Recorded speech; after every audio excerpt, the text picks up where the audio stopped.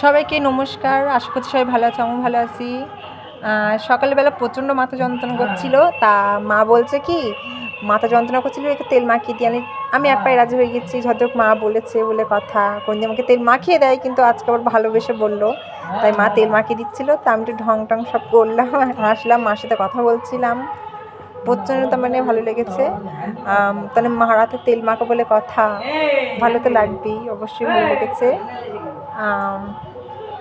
দেখো কেমন করে ফোনের দিন তাকাচ্ছিলাম, প্রচণ্ড প্রচণ্ড ভালো লাগছিল।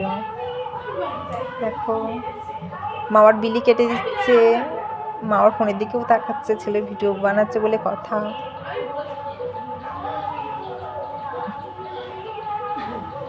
দেখো গাইস, মার সাথে আবার গল্প করছিলাম,